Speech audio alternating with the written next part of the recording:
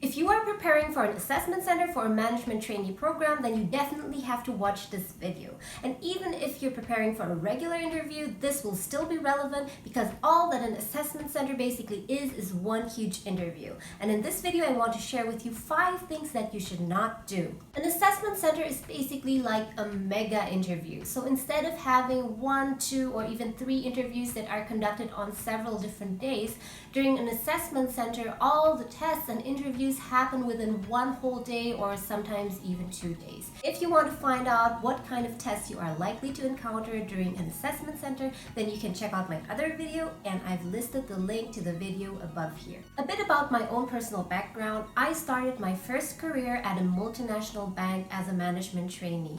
And when I went through the assessment center, I got to know all of the candidates, and they were mostly highly educated and they came across as very smart. But there were certain people who did certain things that were a bit off-putting and they just gave off the wrong vibe. And in this video, I want to share with you how you can avoid this. I'm not suggesting to you to present yourself as someone who you are not. On the contrary, I think you always should be genuine and try to present the best side of yourself. I'm certain you already know what you should do during an interview, but sometimes we get so caught up in the details that we forget about how we come across to the other person.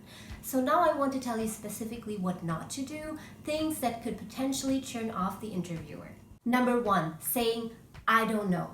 At some point during the assessment center, you will get a question that relates to estimating a number or doing a calculation. And it seems very complicated and you feel like you don't have enough time to come up with a good answer. But you should never say, "I don't know." Even if you don't know the answer, you should try to derive an answer based on all the facts, the information that you have at that moment. Later on the job, you will encounter many situations that are ambiguous and complex and for which you feel like you don't have enough time for. And what the assessors want to try to find out is whether you will be committed and resourceful enough to tackle the problem nonetheless. Number 2, don't make excuses for your work, but give assumptions instead. You might be asked to work on a case study together with other team members, and there will be missing information. But instead of saying, for example, "I couldn't calculate the profit because I wasn't sure about the cost, there wasn't enough information for me to work with," rather than that, you can say something along the lines of, "This is the profit I came up with, assuming that the costs are A, B, C, D."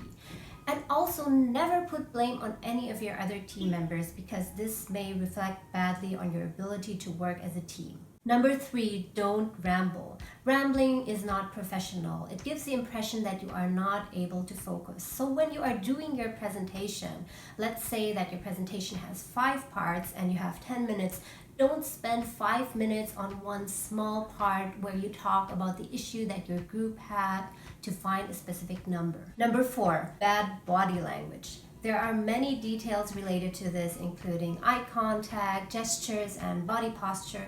But what I would say is the worst thing of all is coming across as disengaged. So this basically means looking tired, looking bored or sleepy, or basically looking like you don't care about what's happening in front of you. And believe me, your team members as well as the assessors will notice, so this is very important. Number 5, never ridicule the interviewer's questions. There may be questions that you find too easy, or you think this has been asked to me multiple times, why are they asking it again, or questions that just don't make sense. But never ridicule the interviewer. Although you might not outright say, "Oh, that's too easy," or "Why are you asking me that again?" or "The question doesn't make sense."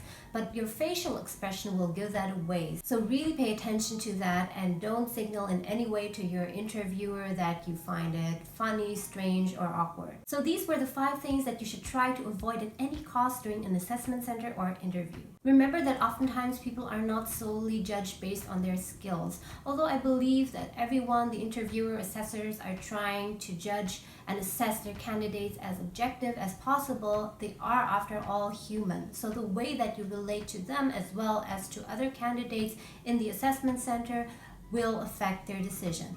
So what do you think about these tips? Is there anything that I missed out or anything that you would like to add? And if you feel like you need more information about management trainee programs, things that I haven't explained yet, then please feel free to check out my other video on management trainee programs. And I have listed the link above here. I hope this video was useful for you. I hope you enjoyed this video. Please hit the like button if you liked it. Also, don't forget to subscribe and hit the little notification bell if you don't want to miss out on any other videos. Thank you so much for watching and see you again next time.